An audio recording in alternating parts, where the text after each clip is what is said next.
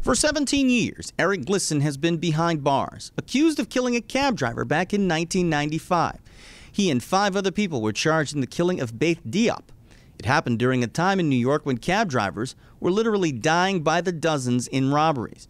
5 people were convicted in court based on the testimony of one person who said that Glisson was there.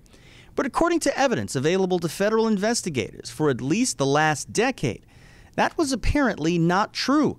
And Glisson was in prison for a crime he did not commit. I find the evidence totally convincing. So does the U.S. attorney. Peter Cross is Glisson's attorney, who says his client's own effort to prove his innocence is the main reason he has a chance at freedom now. He wrote dozens of letters proclaiming his innocence, including one to federal prosecutors. Fortunately, the U.S. attorney's office didn't put that in the circular file, but circulated it around the office. And eventually it wound up on the desk of John O'Malley, an investigator who had worked on the sex, money, and murder cases, and who also was a retired Bronx homicide detective.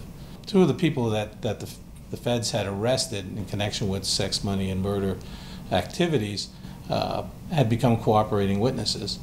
And both of them separately had confessed to a crime that appeared to be very much like the crime that Eric described in his letter. However, Bronx prosecutors have not been willing to vacate the charges, saying they have not been able to, quote, resolve all of the questions that have been raised by this evidence. He's done everything to make the best of his situation, but Sing Sing is not a place you want to be. Glisson is one of more than 2.2 million people sitting in U.S. prisons. America has the highest per capita rate of incarceration than any country in the world. More than half are men and women of color. During his time in prison, Eric Glisson says he's almost lost his life on several occasions. He says he's been assaulted many times, and some of those incidents brought him to within inches of death. He also says that he has a daughter who's 17 years old, who he's only seen 8 times in her entire life. Some say these might be ingredients for additional bitterness and hate.